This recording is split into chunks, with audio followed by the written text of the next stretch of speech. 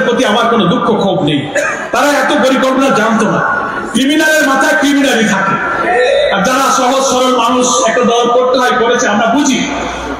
অনেক ব্যবসায়ী সুদীবৃন্দ 15টা বছর এমন গেছে যে ব্যবসা বাণিজ্য কলকারখানা চাকরি বাকরি সাংবাদিকতা করতে গেলে ক্ষমতাসীন দলের সাথে লাইন না রাখলে পারা যায় না। আমার বলে ভাই কি করো, মনে তো চায় না, কিন্তু একটু ওদের সাথে খাতির না রাখলে তো মিল কারখানা কোম্পানিও তো টিকে রাখতে পারে না। এই নির্বাচনে যারা করেছেন সেটা এক ধরনের, বুঝিয়ে শুনে যারা মানুষকে খুন করে যারা হত্যা করেছেন তাদের জাতির কাছে ক্ষমা চাইতে হবে। এই জাতি যদি ক্ষমা করে তখন পরে দেখা যাবে, কিন্তু এখনো তো আমার মায়ের বিধবা স্ত্রী চোখের পানি এখনো শুকায়নি, রক্ত শুকায়নি, এখনো আমার সন্তানেরা বাপের লাশ খুঁজে পাচ্ছে না। এই বিধবা পরিবেশে নির্বাচন গণতন্ত্রের কথা বলে ওই ফ্যাসিস্ট এবং স্যাডিস্টদের মাস্টার মাইন্ডকে যারা ভালোবেসেছে তাদের রাজনীতি করতে দেবেন কিনা আপনারাই সিদ্ধান্ত নেবেন। এত রক্তের পরে আমরা যে নতুন বাংলাদেশ, নতুন স্বাধীনতা, নতুন বিজয় আমরা অর্জন করেছি, দেশে অন্তর্বর্তীকালীন সরকার প্রতিষ্ঠিত হয়েছে। আমরা সেই সরকারকে কথা দিয়েছি যত দ্রুত সম্ভব পুলিশ অ্যাডমিনিস্ট্রেশনের রিফর্ম করুন, civil administration, election commission, judiciary, ন্যূনতম কিছু সংস্কারের মধ্য দিয়ে অতি অল্প সময় একটি ক্রেডিবল, একটি ফেয়ার, একটি পার্টিসিপেটরি, একটি ইনক্লুসিভ ইলেকশন দিয়ে নির্বাচিত জনপ্রতিনিধির কাছে আপনি ক্ষমতা হস্তান্তর করুন। তারা চেষ্টা করছেন, আমাদের সাহায্য নিচ্ছেন। আমরাও সরকারকে সংস্কার প্রস্তাবগুলো দিয়েছি, খুব দ্রুততম সময় যেমন তাদের পক্ষে সম্ভব নয় এই কাজগুলো ছাড়া। কারণ from the very beginning of the government অনেকগুলো চ্যালেঞ্জ এই সরকারের সামনে হাজির হয়েছে। তারা পাল্টা প্রতিবিপ্লব করতে চেয়েছিল, তারা জুডিশিয়াল কু করে প্রধান বিচারপতি ফুল কোর্ট মিটিং করে সরকারকে অবৈধ করতে চেয়েছিল। তরুণ ছাত্র সমাজ এবং জনগণ হাইকোর্ট ঘেরাও করেছি, দলবাদ বিচারপতিদের পদত্যাগ দাবি করতে বাধ্য করেছে, তারা বিদায় নিয়েছে। আনসার কাণ্ড, জনপ্রশাসনের অস্থিরতা, হিন্দু ভাইয়েরা শান্তিতে নেই কথা বলে একটি প্রতিবেশী দেশকে খুশি করার জন্য অরাজকতার ষড়যন্ত্র, এই সব চক্রান্ত কিন্তু এই সরকারের বিরুদ্ধে করা হয়েছে। 3 মাস বয়স হয়নি এই সরকার, এত অশান্তির জায়গাকে শৃঙ্খলার মধ্যে আনা একটু সময় লাগে। কিন্তু তাড়াহুড়ো করে অনেকে বলে এখনই ভোট হোক, আরে বলে এখন ভোট হইলে তো সেই ভোটই হবে। এই পুলিশ, এই প্রশাসন, এই সচিব, এই ওসি, এই ডিসি, এই এসপি যদি এরকম থাকে সেই নির্বাচন কি হতে পারবে? পারবে না। ওই রকম নির্বাচন হবে। তাই না খুব সংক্ষিপ্ত, না খুব লম্বা, গ্রহণযোগ্য সময়ের মধ্যে একটা নির্বাচন আমরা চেয়েছি এবং আমরা সেই নির্বাচন সুস্থ হওয়া পর্যন্ত ধৈর্য ধরবো এবং এই সরকারকে অপেক্ষা করবো।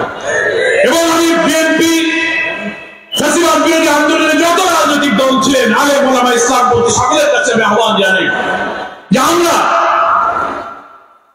আওয়ামী ফ্যাসিবাদের বিরুদ্ধে এক দফা আন্দোলন পাঠিয়েছিলাম। আগামী নির্বাচনে ওই আওয়ামী ফ্যাসিবাদের দোষকদেরকে রাজনৈতিক ভাবে ময়দান থেকে বিদায় করতে গেলে আমাদের মধ্যে ওই রকম একটি জাতীয় ঐক্য গড়ে তুলতে হবে। জাতীয় ঐক্যের সমঝোতার ভিত্তিতে একটি নির্বাচনের মাধ্যমে জনমতের মধ্য দিয়ে কেবল আওয়ামী লীগকে প্রত্যাখ্যান করা সম্ভব। সেদিকে এই জাতি এগিয়ে যাচ্ছে, আপনারা এগিয়ে আসবেন। এই ফুলতলা ডুমুরিয়ার সন্ত্রাস দমন আর উন্নয়নে আপনাদের ভোটে নির্বাচিত হয়ে 5টি বছর সময় পেয়েছিলাম। আমি আমার জীবনের অনেক ঝুঁকি দিয়ে ওয়াদা করেছিলাম রাস্তাঘাট সন্ত্রাস দমনে আমি অঙ্গীকারাবদ্ধ থাকতাম ছিলাম।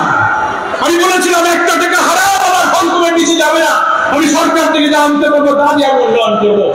নির্বাচনের পর আমি আপনাদের কাছে সেই সত্য প্রমাণ করেছি। কেউ বলতে পারবেন না জনগণের উন্নয়নের জন্য যা করেছি তা করেছি, কিন্তু 1 টাকা হারাম কোন কাজের বিনিময়ে একটা চাও আমি কারোর কাছ থেকে খাইনি।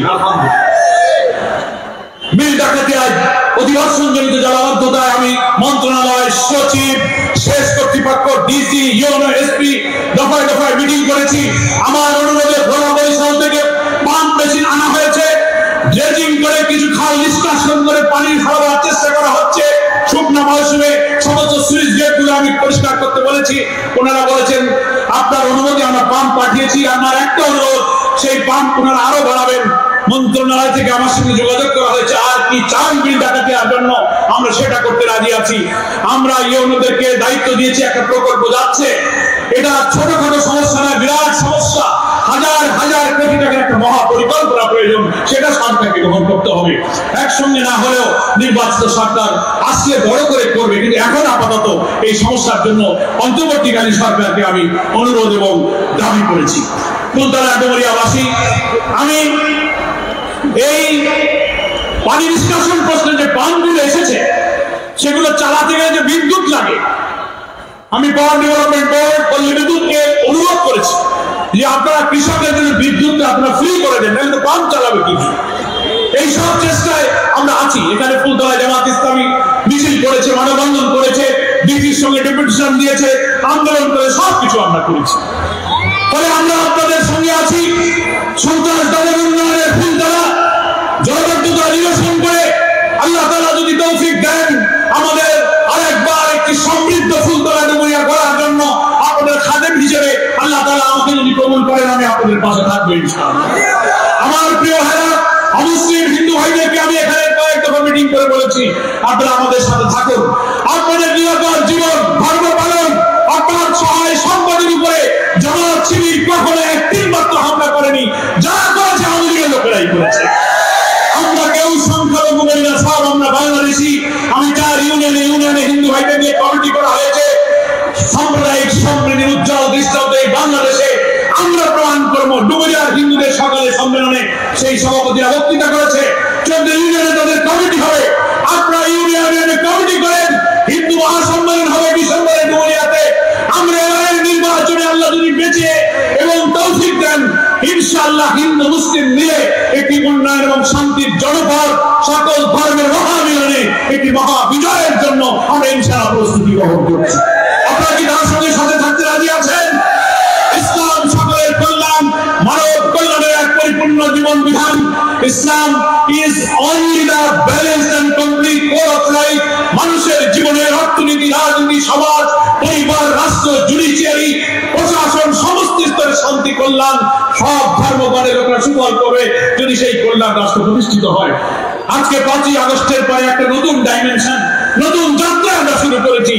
আরেকটি যাত্রা, আরেকটি বিপ্লবের মাধ্যমে মানুষের কল্যাণকর রাষ্ট্র ইনশাআল্লাহ আমরা প্রতিষ্ঠিত করব। মহান আল্লাহ আপনাদের সকলকে সুস্থ রাখুন। অনেকদিন পর আপনাদের দেখে খুব ভালো লাগলো।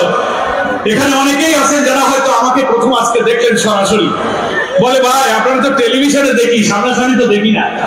তা বললাম বিজ্ঞানের যুগ, টেলিভিশনে আপাতত দেখেন, পরে বাড়ি বাড়ি যাবো ইনশাআল্লাহ।